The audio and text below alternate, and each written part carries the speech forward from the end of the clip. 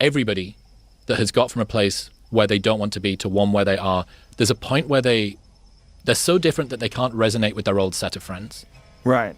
But they're not yet sufficiently developed that they've created their new set of friends. And there's this temptation to go back to the old patterns, the old ways of thinking. Everybody's trying to grow, and there is an incentive for you to stay in the same place because not that many people grow.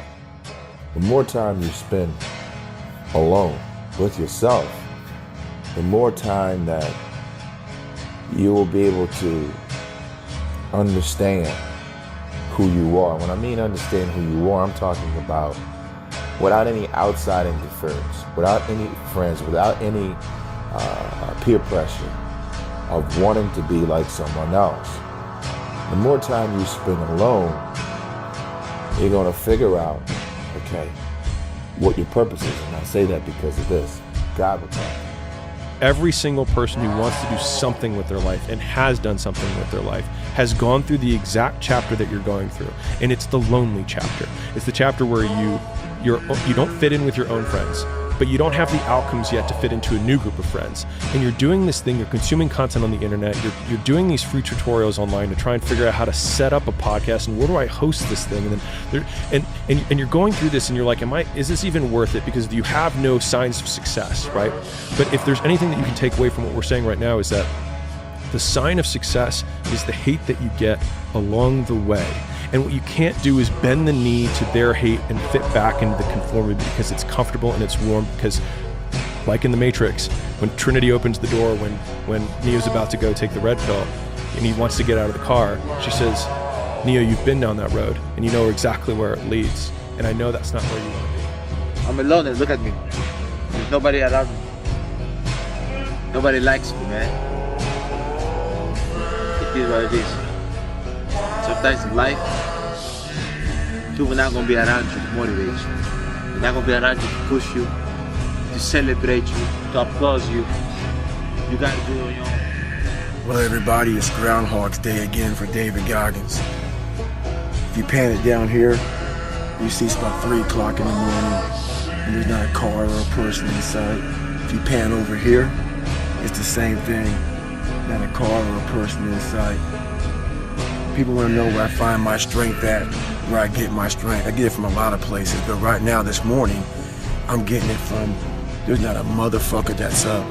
There's not a car, there's not a person. Everybody's in their bed, sleep, dreading that it's a Monday, hate it's a Monday, and I'm loving it. I'm loving that where everybody's getting weaker, I'm getting stronger. It's not about the running, the swimming, the push-ups, the sit-ups. It's about what those things do for your mentality. You don't get better on the daggone couch. You get better by coming out here and getting the fuck after it every daggone day. Stay hard. The thing is, man, it's always going to be a party. There's always going to be a time to celebrate and a time to join friends or a day that, the bars are always open. Always open. No matter how old you are, they're always open, you know? What's not always open is the opportunity to check the box in life, to achieve your dreams. That's not always open. And it's funny, it's like, I'm not saying you do it all the time and everything else, because everyone needs release in life. But it's funny when you're coming here and you're closing the gym up, and there's no one in the parking lot except for my car. And everyone else probably getting home from some party right now, because bars are closed right now too. They're probably going to sleep, and they're probably going to have to wake up and apologize to somebody for however way they acted, because that's not who they really are. They're chemically induced to be a certain way, to have the social lubricants, or be able to talk, to be liked, and say they take something in order to be that guy. Just like people that do steroids, whatever else. I have to take this to be all that, But who I am as an individual isn't quite good enough. That's why I need to take something and become somebody else. It's a sad reality. It's time to stay focused. It's time to decide, fuck clubs, fuck partying, fuck trying to fit in and socialize, rub elbows with everybody so people can stop calling you weird. Why are you so antisocial? Because I'm trying to get it.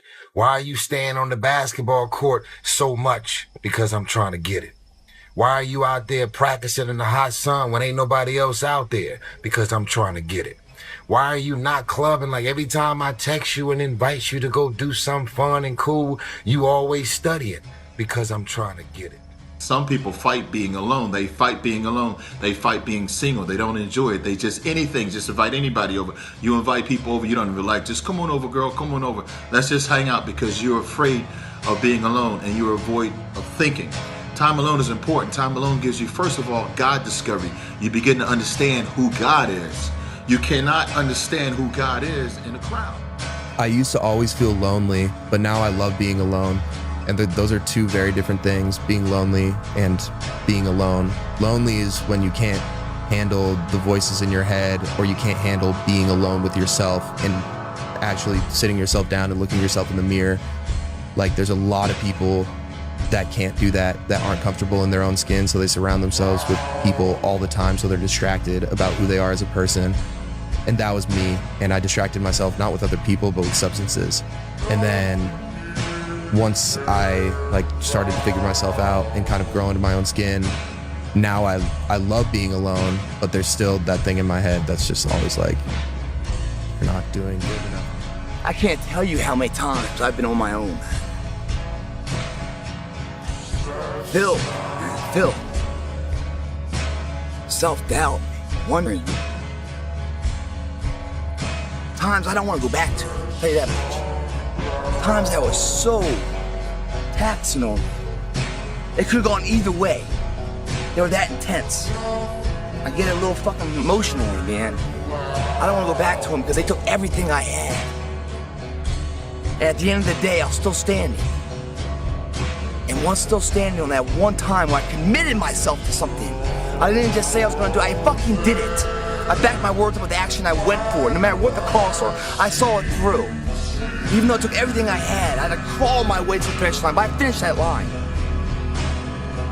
Pride came in, self-worth, a building block nugget of life that I could stack up to create the character of morality, integrity, and dedication to face any adversity that this fucking society throws at me. That's the seed. That's the building block that will make or break every reality dream into that forefront. It turns the dreams into a walking inspiration for others and a reality that you can put it on the mantle one day and remember yourself. I did not care. I unfollowed literally like everybody from my hometown and my high school because I knew that they were not friends. I didn't have friends like that. They were people I maybe had classes with, and I knew some people even talked trash behind my back when I started trying to make content because I looked like an idiot when I had like 2 followers and I'm vlogging with cameras and stuff like that. You cannot care what people think about you. This is your life. This is your world. Make the best out of it. If you care about what other people are going to think of you, it's going to limit you from doing things. So might as well do those things because one day you're going to regret it if you don't do it. So stop being scared to post your physique on your Instagram. Make your account into a fitness account. And if people start giving you hate, like, who cares? Like, who cares what somebody else's opinion is? There was no pat in the fucking back at 300, at 275, at 250, at 220. No, that was you. So those things that come out of me, that extract from me in the darkness, people are looking for that pat on the back. Where is it?